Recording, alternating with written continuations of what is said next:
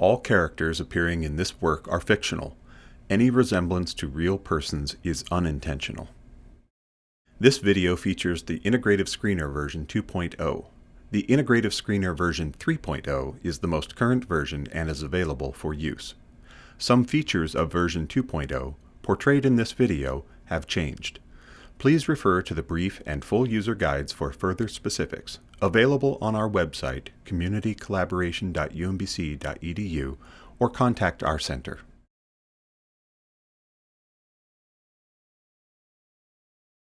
Welcome to our second video. This video will provide you an introduction into brief interventions. Now that your client has completed the No Wrong Door Integrative Screener, you will need to figure out what to do next with the client. This will depend on their level of risk for each of the health domains. In a negative screen, meaning there was no risk identified for that particular issue, no additional steps will need to be done in order to address this with the client. However, if your client has a positive screen, meaning they've met the level of risk to require further assessment or treatment, this does not mean automatic referral to treatment. Your approach will depend on the client's level of readiness to address that particular health issue. If your client is low in readiness, they may not see this issue as a problem for them, or they may not be ready to seek treatment for this particular health concern. Therefore, you will want to conduct a brief intervention to enhance their motivation and plant a seed for future change.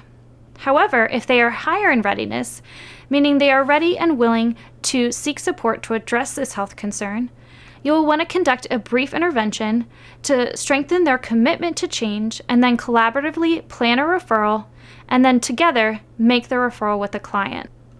Regardless of your client's outcome, whether they have a positive or negative screen, you will want to plan for follow-up. Inform the client that you would like to periodically touch base about these specific issues. Remember, client risk can change, and periodic contacts will help provide appropriate support the client needs. Now that you have recognized that your client has risk in particular areas, you will want to take some steps to address that with them. One effective approach is using brief interventions. Brief interventions are brief encounters with a client focused on enhancing motivation to address behavior change. They use empathic advice and using motivational enhancing strategies. The key is that they are brief and typically last no more than 5 to 10 minutes.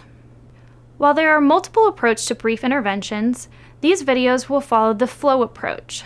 And FLOW stands for 1. Providing feedback, 2. Listening carefully, and 3. Discussing options. We will now demonstrate how to use the FLOW approach with a client who has just completed the No Wrong Door Integrative Screener. The first step of the brief intervention using FLOW is to provide feedback. You should deliver results to your client in a way that communicates the problem while connecting it back to the client's specific concerns. Also, provide clear advice to your client regarding their level of risk. Tobacco. You said that you smoke regularly? Yeah, pack a day. Pack a day. I can tell you now I'm not ready to stop that. The second step is to listen carefully. After providing the client the results, you will elicit the client's reactions. Keep in mind your client will likely be ambivalent about their risk. Finally, you will want to reflect on the client's reactions and support any efforts to change.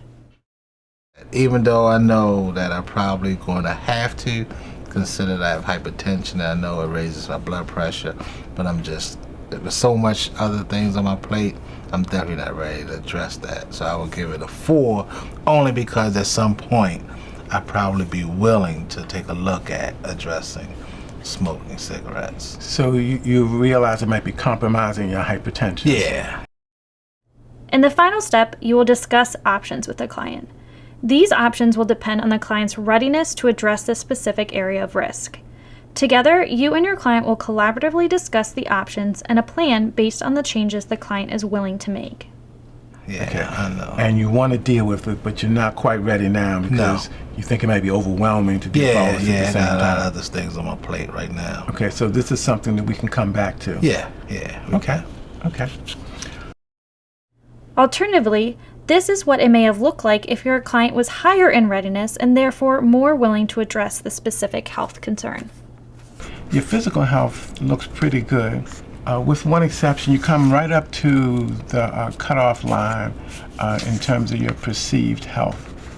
So that's an area that might be beneficial for you to actually see the doctor and get an evaluation. And you said you haven't had a physical in a while. No, I haven't. Okay. Is that what perceived health means? Yes, your perception of where your health is. Oh, okay. When I was asking you about running and going up and down the steps, those kind of things. So on a scale of 1 to 10, with 10 being ready, most ready, and 1 being least ready, how ready are you to see a doctor? 10. 10. Okay. So you're really ready to see a doctor. Yes. Okay. Finally, remember, regardless of the outcome on the screener, the provider should always plan to follow up with their client. Risk level can change, and continued contact can help identify new areas of risk early and provide continued support as a client tries to change.